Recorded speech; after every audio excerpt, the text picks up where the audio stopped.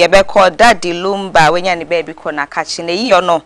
Mpenyifo ababetudu echem say Fantasy Club for Nekas omuche say December 13th in a year no ebeko so any data ebusianfo na timi ahye e wo sa kwan ne so nsema foforo bi no meka we hu ani nyina no mede eba beka ho donhwe ba kontem aba be somwo nansa na no yenda aboafo wo no masike FM Musical Center bia ya yeto instrument a ekọ nanim na ebo ne wo fom na ye papa ema wo ye frefre nyumto foko nyina asem begibi na yebedi bronya afahye bibi efe nyumto ho adwuma ebetimi ama na ye nika ye fe na ya akono no wo mu de ho akande netimi edi aba enkramantem wo mu Accra Zongo Lane wo asante mantem so echa kwan no eye edumo ne Sambra Hotel no ena edi enimhwe wo kọ ha instruments ne ho akade bia no KFM Musical Center obema obi ye free ho ne akọ talent microfinance eno so ye sikasem ho asem ho dwedie ne na no pemi bo de rodi amount sike bia wo hia bobra sike bia wo pedi ahye odie mu kina apege mu no wo mo de aba ne nyina na eba beboa wo sa kwan no san bibia na timi ewie mu de kama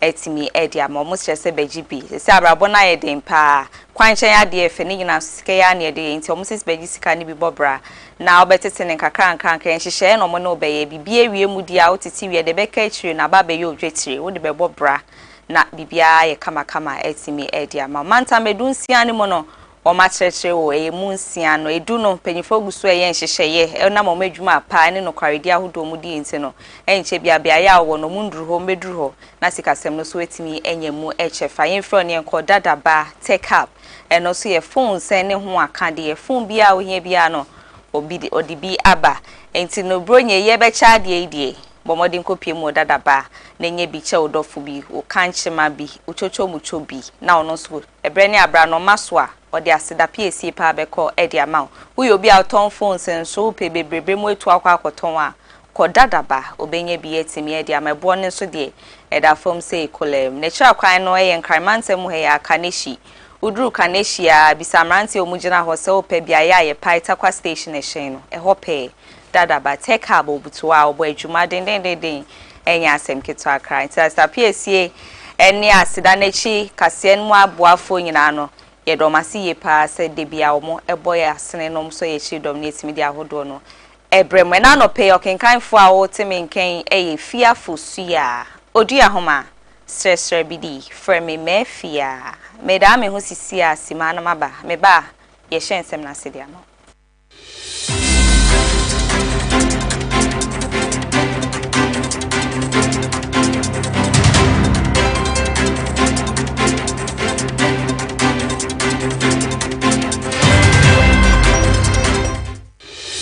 Ebusami sanda semu achemu akwa babiem fambra KFM TV anopa no nso pa mu kase no na magebre atena punachi anchemu no mede ba besomo no yen hyensem na se ne anopa infama odi ayekopie mu ewo OSP Office of the Special Prosecutor na kache no munyafo kisi ejaben wono ne aboni din se wonda saasye na no na won hwenkunti aketa asehye kro no dream ne kankan dia ahodo bi akoso sumasie ni dwadie mu no wodi aba monti ne mra na timi aye adwuma ne mra kakra ni no kofo bebre na etenchen sa won so se papa na adwuma na won timi nye ntinke be ya won step aside se ne potoka sem ye be ka no na obi obetimi ayo no wo metire mu no hwe madwumedie ni bibia no ntimi nkoye kama e wo saa asye ye ho no na ne nyina ankenfo ano munyamfo ken na nayo foriata ka ne fotosanfo de ma yesika sem ne nsem no bu ni mu mfompa na ye hwe se wobeba be yi ano wo bra na oteso seso afo hwe yesika sem so bra ka ne mampani na na dodan kwa kufu ado na oteso no papa no eti ane na echi akopie mu bi man so kohwe ne ho yade na numu na nkofo bi se da bi eho ne kra no na nke nika so ne oma papa ne fi o man ga na ha na wo so mo ye ne nsem ne hwehwemu man kuntabu ma patimi koso sanse se papa no ti ane na echi ne bepem ne ye bone ya de se wo ye na adwimpo so ba be pie mu man ga na ne mra na timi no ene ne di na nkofo bi num tete ne sa won so se nke be a OSP empa ne free ni de bre no enumu na enedwe His Excellency John Dramani Mahama aba montini maba be kasa wo kire se adihye bi numunya abotre omunya abotre sanse omunya fokisi ejabe yebo ni die so mbe OSP no enche bia santi nke be ya se ne ye frefre se ye mpamo no eye ntem so dodo nti ye ntwen kakra na edwuma edi ahye ne nsa ne emre ne mark kakra na den ya obetimi e deliver ye num si ontwen ope sema His Excellency John Dramani Mahama odi tu dwa wo sansem ni mu no KFM TV yento asomfama The people of Ghana will not forgive us if people develop impunity in terms of abusing the trust that people have put in them. And so that's why we're resourcing the Economic and Organized Crime Office and the other anti-corruption institutions, including the Office of the Special Prosecutor. And recently, there have been some controversy with the Office of the Special Prosecutor. I think it's premature to call for the closure of that office. The unique thing about that office is it is the only anti-corruption agency that has prosecutorial powers to be able to prosecute themselves without going through the Attorney General. And so people had mistrust for the Attorney General because the Attorney General normally is a member of government and is a minister of state. And so they believe that the Attorney General will be very reluctant to prosecute his own.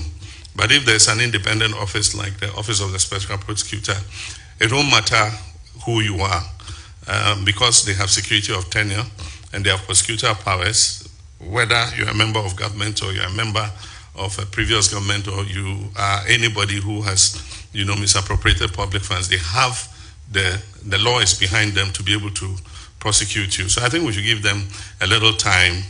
Of course, people want to see, more prosecutions and more results. And so I'll just urge the OSP to speed up, some of these investigations and, show people that the office is still very relevant.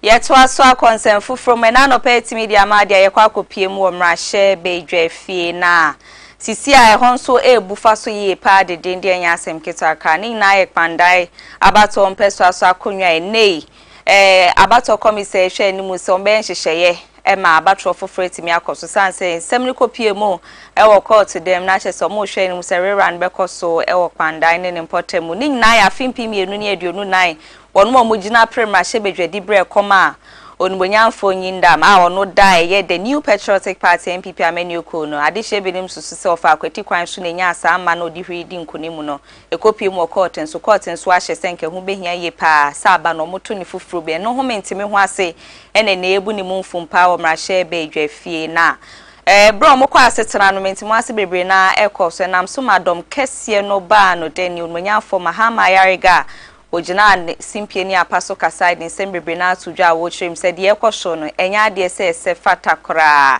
na ye dom ketwa no mo yomo se de se bi omo nye man bapa omo yomo se de omo nimu mra omo nim se ne ya mamra afi apema hankran de okrom yenu no ye adwuma na de omo ye na nya de se etimi twa ye kura okan ya kosi se bebre na omo ye mentimi ho asimpie pie omo ho ye basabasa ye ewo mrahye bedwe fie no bebre na so na di nose mask ahodo akata woni manim san so munim pa se de omo ye no eye boni na emumu meyomani eno omo ye niema bia eno entwa yi ewo mrahye bedwe fie ho onmunyafo Mahama Yariga ne nsem no eni focus. Our Ghanaians know that you are only pretending to be Democrats. You are not Democrats. Because if you are Democrats, you will allow Ghanaians to hear what is it that you are fighting. But you don't want Ghanaians to hear the facts because you know that the facts are not on your side. You are fighting for justice, but you don't want Ghanaians to know the facts on the basis that you are fighting for justice. How would the Speaker rule if the Speaker has not heard all sides of this matter? The Speaker cannot rule. That is why since morning, my side has insisted that we will speak to the facts so that the Speaker can rule on the matter. And I am insisting that we will not allow this matter to be treated in secrecy. It must be treated. Unfortunately, I am surprised that our friends on the other side will not want this fact to be stated so that Ghanaians will know why they are in black. Ghanaians will know why they are wearing face masks. They don't want Ghanaians to identify them individually. They are wearing face masks. They don't want Ghanaians to identify them. If you are ashamed of what you are doing, remove your face mask. If you are ashamed of what you are doing, then don't do it. If you have the courage to do them, don't wear face masks to do them. face mask. I am very confident. And I can assure you that I will not be distracted. You can say anything about Boku, I will not respond to you. You can say anything, I will not mind you. I will remain focused.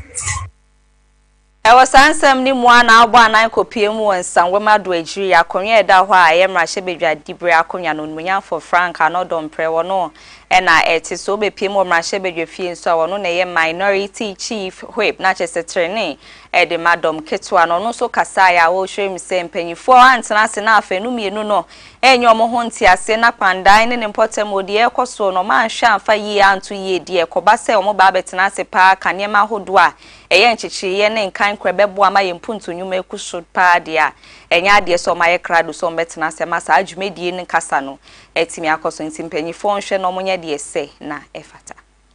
Until Panda is resolved, government business will suffer. Get this fair. Until Panda, I put it to you, that until Panda is resolved, government business is going to suffer. And from henceforth,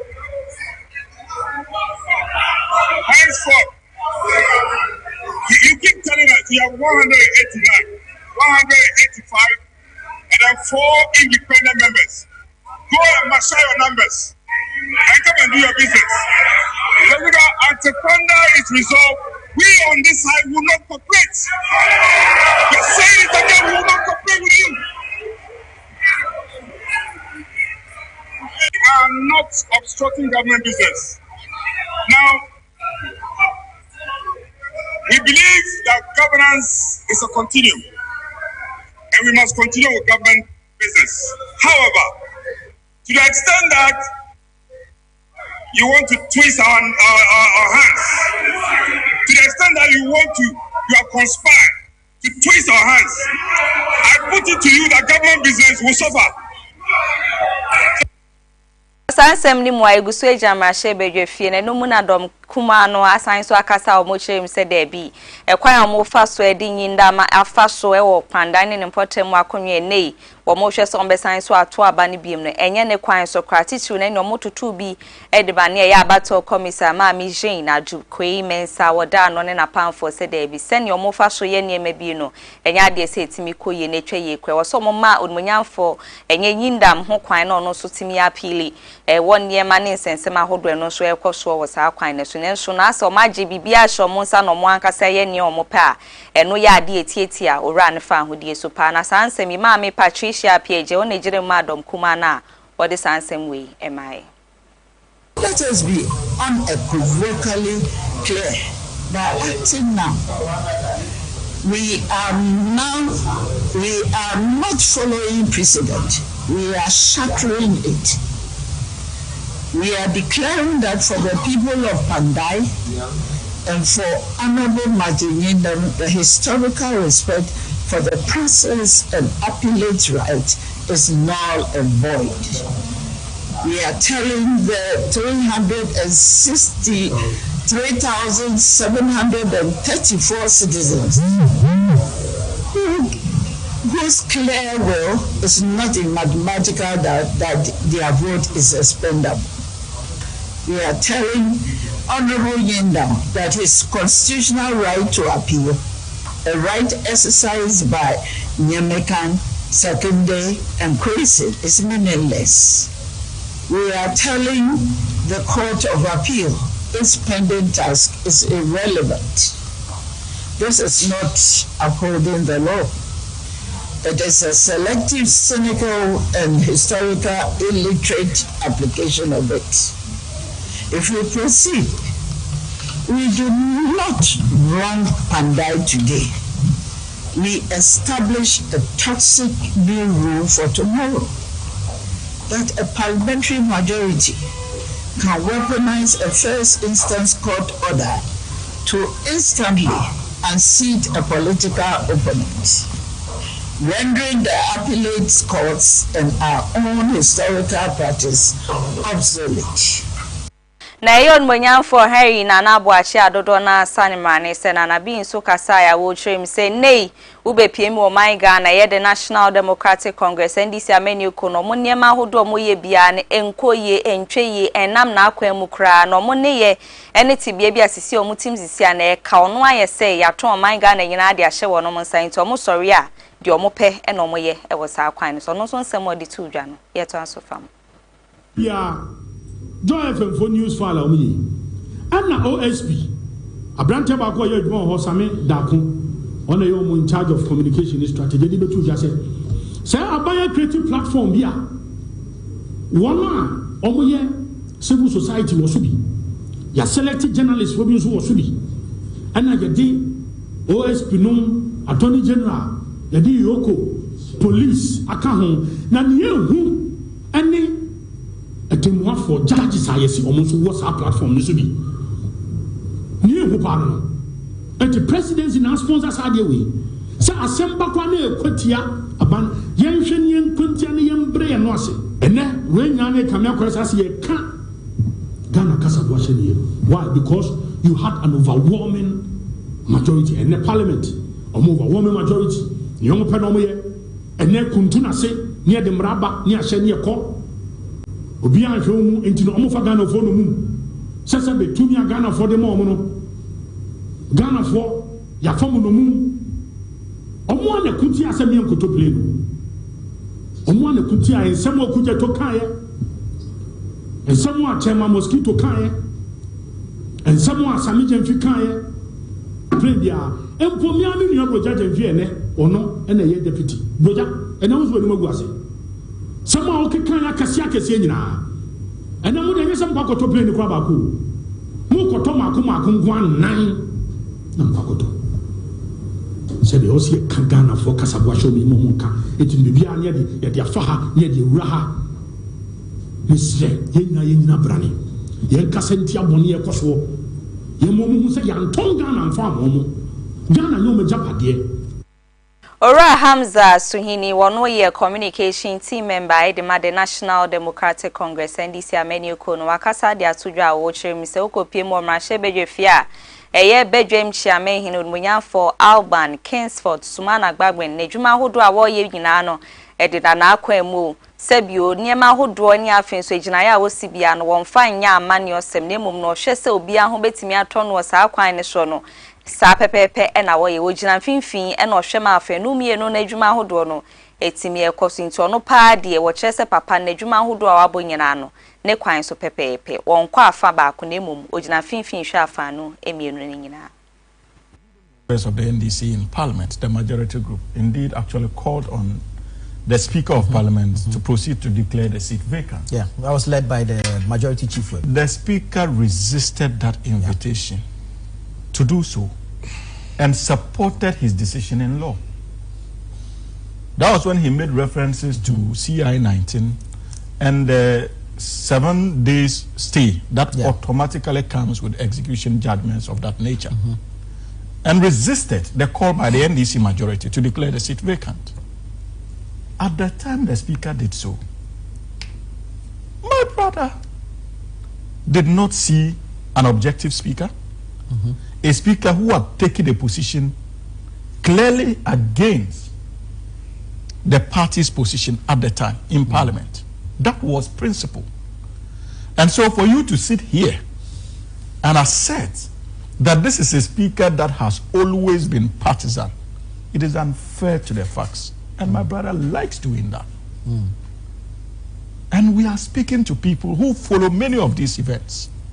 And this is not the first time the Speaker has taken a position contrary to the wishes of the majority side of the House. Even not just in the life of this Parliament, the Parliament before. We are taking serious decisions even against the swearing in of Nana Addo Dankwa Akufo-Addo after his election as Speaker. He went against our position as a party and proceeded to preside over that ceremony. When they boycotted the swearing in of President Mahama, if you remember, especially after the 2012 election, So Speaker Bagbin at every step of the way has demonstrated fidelity to the laws of this country, not just to his partisan affiliations. None of the speakers you appointed in the last 8 years, in fact, I should say the last 4 years under Nanado, because you didn't succeed in the second term. Even Mike Okwe, did he demonstrate any iota of objectivity in relation to how he conducted affairs if you compare him to Speaker Bagbin? And so it is unfair and not supported by any facts to sit around this table and assert that the Speaker has always been partisan. That's not true. Again, you see, Nana, having said that, there's a distinction between what the law says and the responsibilities that you have under the law and that of the role of the Speaker. If you look at our Constitution, Article 1125, it is stated clearly that the responsibility of communicating vacancy to the Electoral Commission is that of the Clerk of Parliament, not the Speaker of Parliament. Stated black and white in our Constitution. He cited same in his letter to the EC. Yenko Ghana man penny abedi benfo na na Jane opoku ajima jumedi ase enra ekoso wo manimo no ene okopie mu a ordinary December na etudwa na jumedi no na chese National Decentralization Policy and Strategy hontuma no mopa ya eno ye 2026 ekosi 2030 jumedi mu ne hihye niema hodom ba be ya masa mpantuma o matimi apa no betimi aboa ma man ne hihye no etimi akone ni modern December na eka ho a KFM TV eto aso mu ediama. The first meeting of the Interministerial Coordinating Committee on Decentralization since this government took office, so it's very important for us. The meeting enables us to reaffirm our commitment to placing decentralization at the heart of development and accountable governance in line with our Constitution. I am pleased to know that today's meeting includes an orientation session. This is designed to give all of us, especially our ministers, a clear understanding of the National Decentralization Policy Framework and Strategy, the workings of the IMCC, and the key decentralization reform agenda, and as well the strategic approaches we will employ to implement them effectively. For nearly 4 decades, Ghana has made deliberate efforts to strengthen our local governance system. The establishment of the IMCC in 2010 was a way to recognize that a single ministry cannot achieve decentralization. This requires a wider approach anchored on coordinated and sustained leadership from all the sectors whose mandates interface with local development and service delivery. The IMCC remains a national institutional mechanism for intersectoral policy coordination and for the decentralized local governance system. We have learned that this committee met regularly, or in the past when it met regularly, we made significant progress. Indeed, between 2010 and 2016, the IMCC successfully resolved some of the most difficult reform challenges, including decisions that had remained unimplemented even since 1989. So we can appreciate the significance and the importance of this committee. Kani Chief Justice Oman Ghana ha Maame Sophia Ekufu na wakasa ensem na oto amane amaniofo teacher ni politicians ahodo mo Oman Ghana ha ochrem se kobasa omo hwe ame etimi ato omo so aba mo abedi animo sa akwan ne so adebia no tumi omo pe ho kasa nkwa no mo kasa na emom no enye adwuma ahodo a ye betena so betimi aboa mo Oman na etimi akọ na animo sa akwan ne so no eno ena wonom eka na obisa se na yefiri hin kra na yebeduru ha ne hefa na ekwae nei bibia sesa e wo saa kwan no eso na sansem we nyina no wodi to dwa bra oni nsɛmtwerɛfo hia twetwe nkomo abɛfo kwan so no eye Heritage Christian University o 10th anniversary public dialogue no e no de saa kosan we to hwa wo to amane ye amaniofo nyina e wo man Ghana ha. Always talking about power, service focus, service orientation. That is what we need. Now, I wrote here, when was the last time you heard politicians speak of service rather than coming into power? That is the question I'm giving to the whole of Ghana. These are my 3 top priorities. Wonderful. Service orientation. Thank you very much. Eusia yenjira nsem yeso e na yenton cry di kan bra sisi a ye ba nsem ne bebre na ho a mede toa anopa no nso pa mu kase ne so e di ama.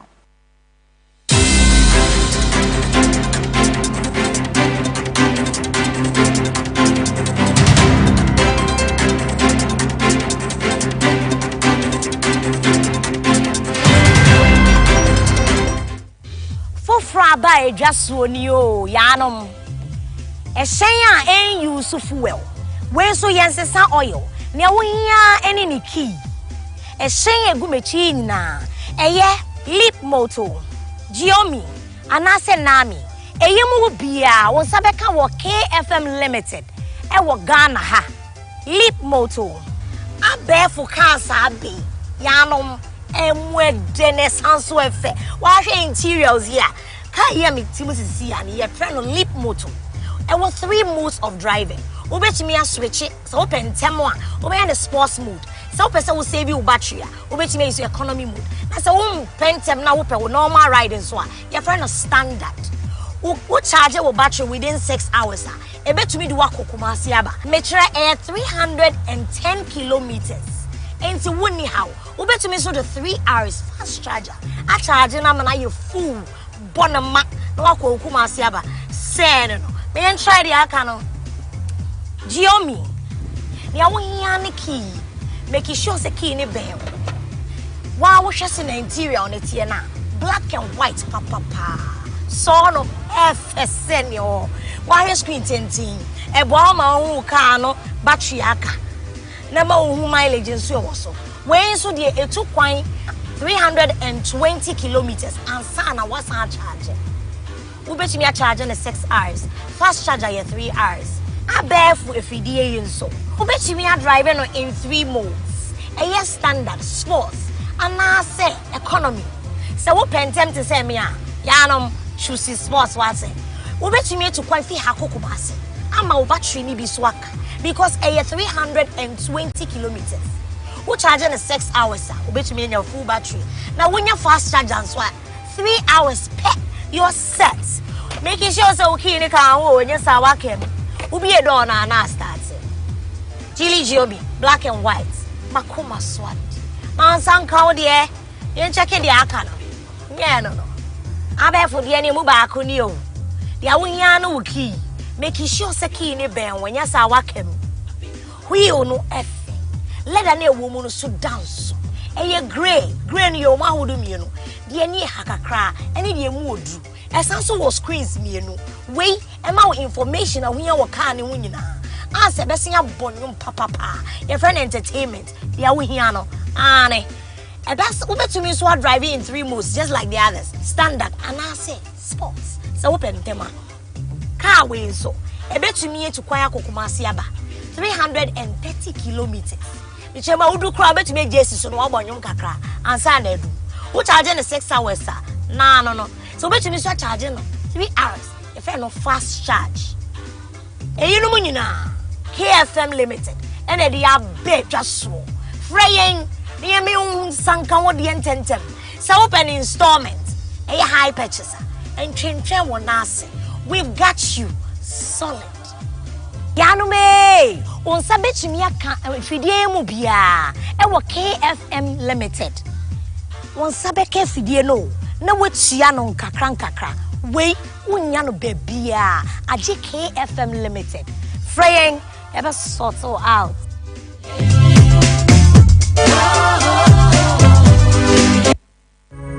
Yo, I'm for and I am my kwaba at the bar, a KFM musical shopper. The Tosum, you know, who free a Kumasi Malcolm that damn hono, sunny at the bar at Dumuno, Sabran Udu, a Sambra Junction, Sambra Hotel, Quantana Sope. Now shop no any Sambra Hotel and the dinner anymore. Would the free Sambra Hotel a wo sunny at the co, Nankane and Hagan hono, Annie, a ho and a KFM musical shop. The Tosum, you know, yet be no fofro. Now the air can say, if the papa a timiche. The Odia sorry, the Ode grow agro ahudo. Juma de be a woody open here a young the musical instrument piano, a KFM into a say Ghana Muntie Asante Mai Muntie, a KFM musical shop, Anna Sabre Yabian for from Monochai, a war Premper the 2nd Street. We free old men come down and now sunny Ediko Edumno and Udu Sambra Hotel Quantanaso. Now what done on Sunny Faso, oh, Anna's KFM musical shop ye, ewo Yanni Sambra Hotel, Anna Ewe anymore. Ye chow abribia. Gran Messi, sir, may you proud and as a may jar. Ne free. Kumasi Edu KFM instrument store. Obi bisa sa se bomen fo dia what to no we need see that what dey near my papa e gina wanim na what to say yes what to no bibi aka wakoma ni nyina free KFM instrument store Kumasi Adum so mi gina na me to no ma bi to nya ho me ka fi se fi papa mu anim na mi gina no wo be try e ko ma ya do se kana twananka kana u ensamfu ayi.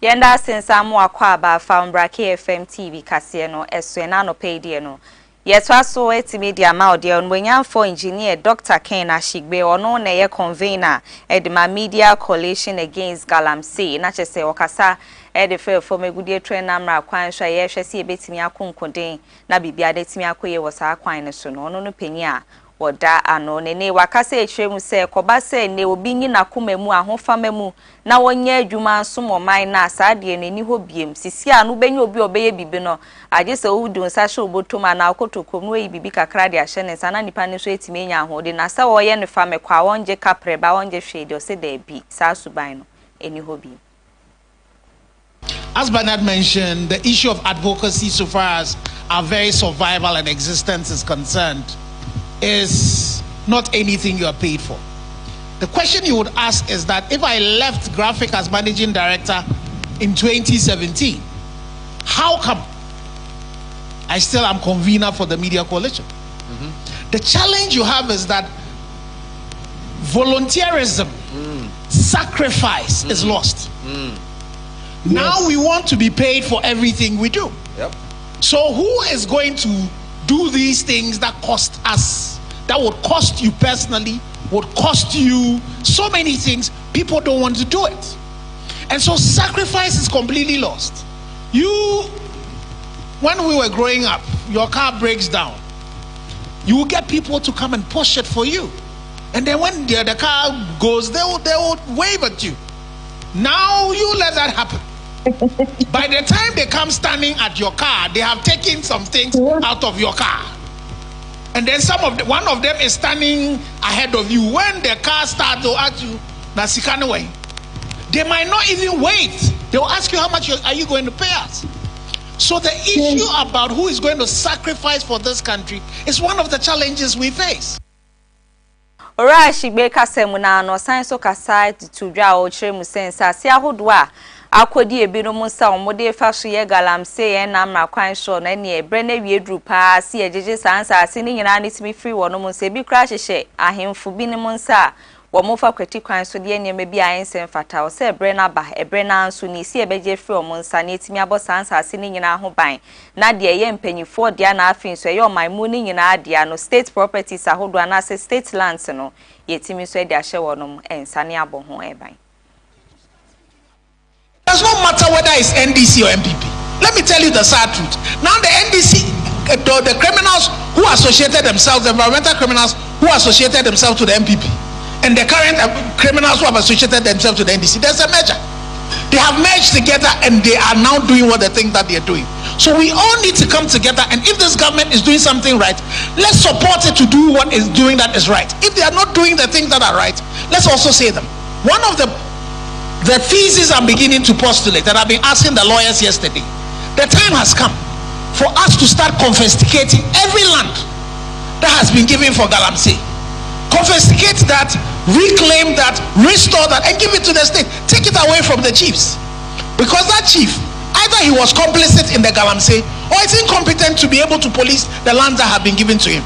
So the solutions to all of this, the activism that Bernard asks about, is what you and I are going to do. This is only about Galamsey. What about corruption? Are you also sitting there and asking some politicians things that you know that he himself cannot afford? Then you also are perpetuating that. So the question should be, what can you and I do to be able to change it? And also, don't believe the hype when they tell you that the situation is so bad, nothing is going to change. That is what they want us to believe. Bear in mind that in any reaction, the reagents are plentiful, but the catalysts are few. So you and I can begin to become the light that would bring the change into this country. There's hope for this country. But the hope resides in you and I deciding that we will do the right thing, no matter the price we are going to pay. That we will sacrifice so that the heritage. Wow.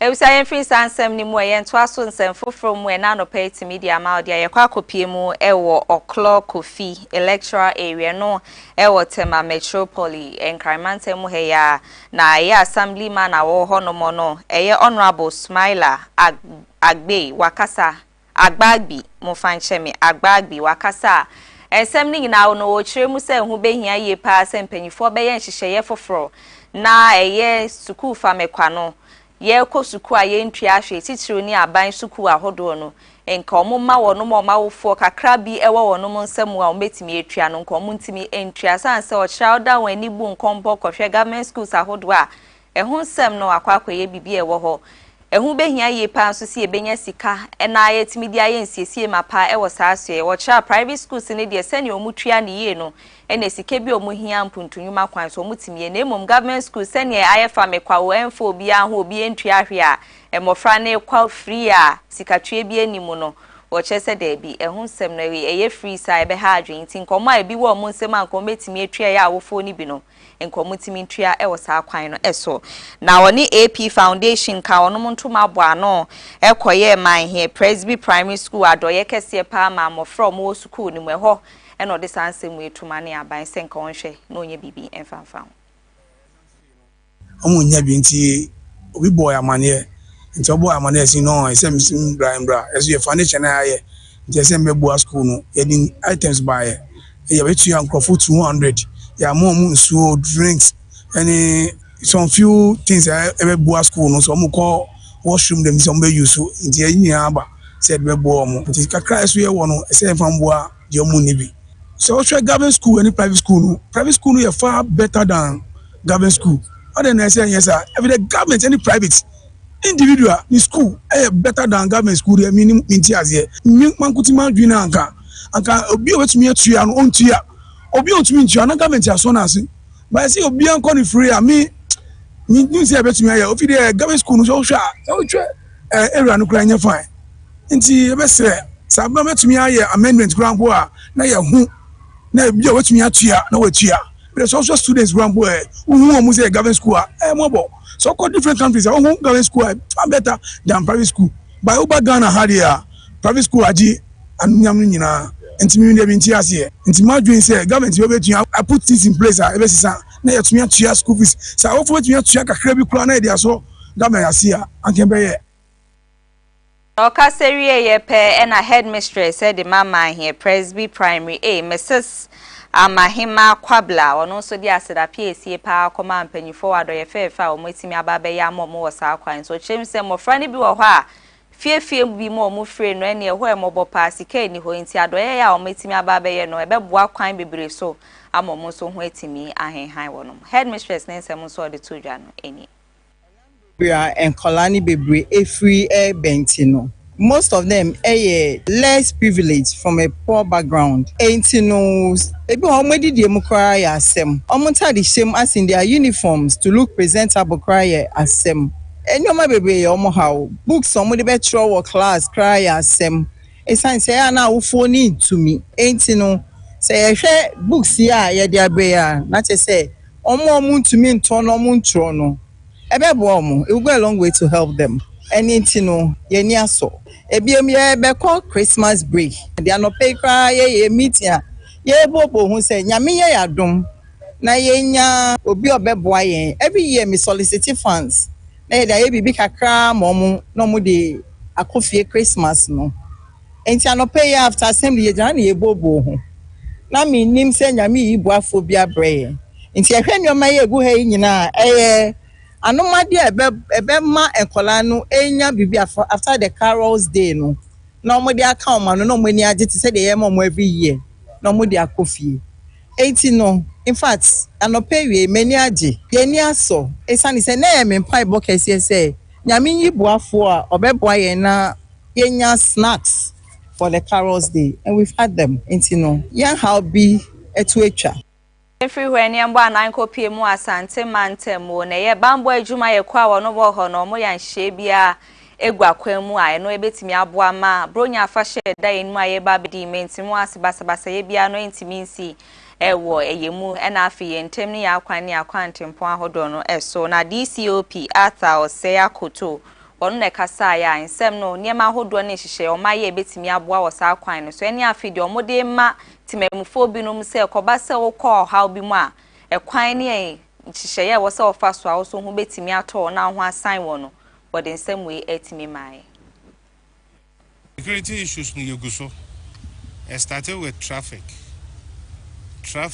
idea hadwen wo Ashanti region especially Kumase business center no den pa ye nyina ya tu ye ho asi ho se ye bebo ama traffic no aflow afenzu enim se Christmas e ba se ya abonefo akromfo na eurukafo take advantage enti ye two police for agum bebre a ebi she plain clothes ebi she uniform a o mbeboa abo kru ne ho ban ene region ne ho ban enti ye ka kire atemamu for say monso momboa yen na yentumi mo oman ne ho ban ye sere so obi a wo hu bibia ka hu bibi kire yen if you see something say something wo hu bibi na enkoso ye na ha security a my asonte yebetu America na ye de ye atu ye enti central phone so ye besre mo na maka ye ho ye yam from so a mon kan kire but mon criticizing wo odom mon criticizing embu abam we are ready for your criticisms mama criticisms namra but emra wo odom emra internetinimu na yenyina yentmetene na yenhu yentmenye oman pa yenyina ya hwehwe no yenyina ntime mo ho bra yenyina sansem we so na yenda enimbra sisia ye ba ye kwa edwedi ensem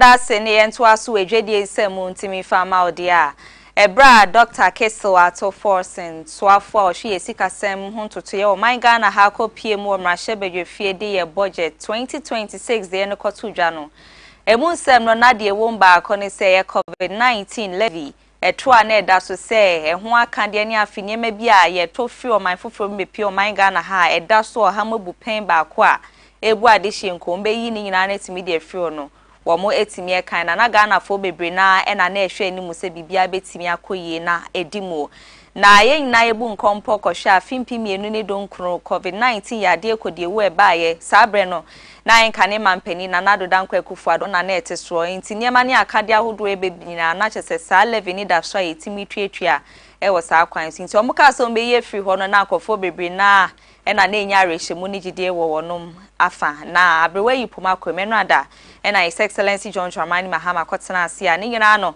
wɔfa ne pen di sinkrata ahodo so sensan niema ahodo ne dua me na ɔkasɛi no COVID-19 ɔhamabu pen ba ko a na ɛda ɛyɛ niema ahodo so nyina no mo kyɛ so metimi eyi efiri hɔ a enei enye adwuma ebi His Excellency ne nsɛm ɔkan fa sansɛm ne ho no eni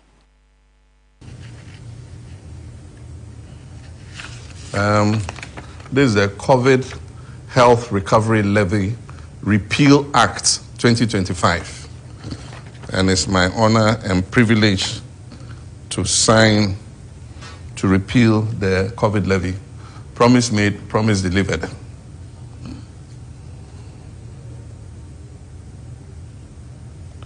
And today is the 10th of December, 2025. Sign.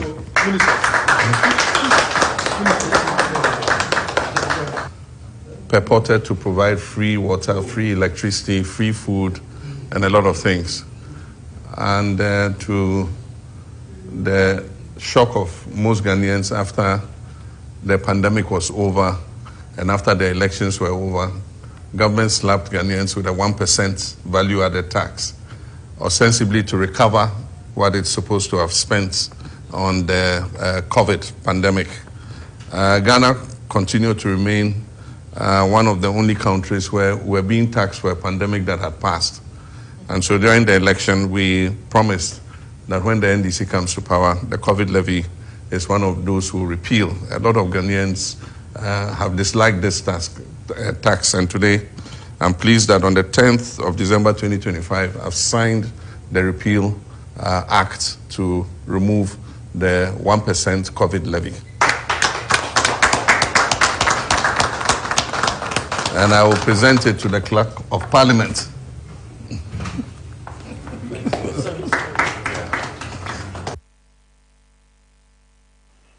Ebusiante no ho aseme no o ma hyebo wo kira o hyebo a ebo o hye no wetimi so edi so wo saa kwan ne so nei COVID-19 levy 1% a na ededa na ema so no we ni nyina na timi de free ho ye nyina so na ye nda ye nimbra sisi a na ewe bibia e wa ho sepe ensem.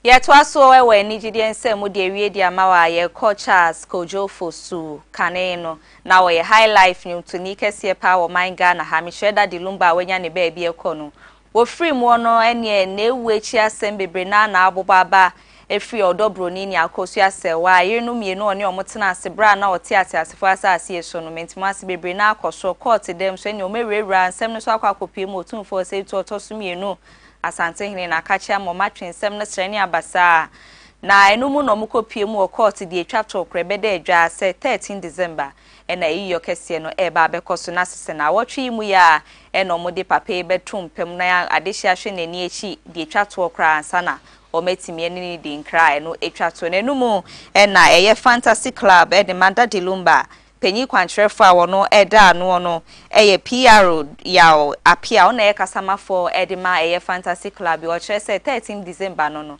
eno ni date ampanyifo ahye ne ebusiafo nyina age atuma eyiyo no eba abekoso nti edu sa bre na obi a ododa Dilumba peno na nenwuma hodo a wabɔ no nso otie no wo mo fa sa akwanya no nso be kire ni so ne odo kese pa mfama no na yetimi nkata na chi wo sa akwan so kyerem se date ni de 13th kosi se ebusu ambesa aba monten ni date for fraba ne de bia ya sisi omugina ne de 13th na eno mo hwe nim se na wotwe ya no wo mo de yiyo kese no ebe hyehye so ya de maye no eni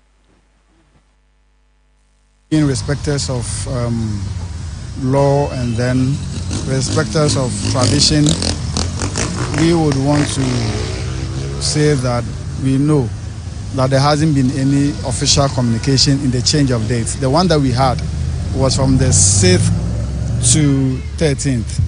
So we will be here on the 13th of December to pay our last respects to the late Charles Kojo Fosu Lumba, in whose name we as a group exist. We are related to Lumba as a brand. However, and whichever way the family wants to settle their feud, we are not entitled to tell them what they should do. We are not interested in what they are doing. All that we are interested in is we would have the man laid to rest in a very respectable and peaceful way, and we don't want to be a party to everything that is going on. Any day that the funeral will come on, we will show up and then pay our last respect to him. So we are in preparations. We are still on course, waiting for 13th December until there's an official communication from the family and then probably the traditional rulers who are in charge of making sure the arrangements are done. If they tell us they've changed the dates, who are we? We will comply, but until then, we know it's 13th. We established this group to honor and then keep the legacies of Dad Lumba. So once he is no more, we would be here to pay our last homage and our last respect to him, because we see him as a father figure for all of us in the group. And once your dad is dead, you'd have to be there and make sure he's given a befitting burial. So we will come well dressed, well coordinated in our numbers. We say ya nsema ode tujwa no PRO de ma Fantasy Club ne nsema wa hwegu yenyina so na na no pansema hodo aye boaboa no sa kan kase ebe so mu KFM TV no yemfa ne nyina no embrawie ye kode yenda aboafo ase Talent Microfinance KFM Musical Center ena afi dadaba Tech Hub se de bia ne ebre ne abra no mo ebo ye chidom so yasne wa oje bre hwe ye tie ye nsoso ye da si bebre na ewie munsu ye de eye kasebote no ebeba abeso koso ma efidie ni nda KFM TV na dwumedi ahodo ewe ye TV ne so no ubetimi so ahwe wo sa kwan no sentin time fidie no ni nyina no ye KFM TV GH e wo Facebook, YouTube, Twitter, Instagram baby a edini ye ba ko KFM TV GH na ye da si ye pa ye di mu AC edi no eye fiafo sia odi ahoma sesre bi di frame me fia macro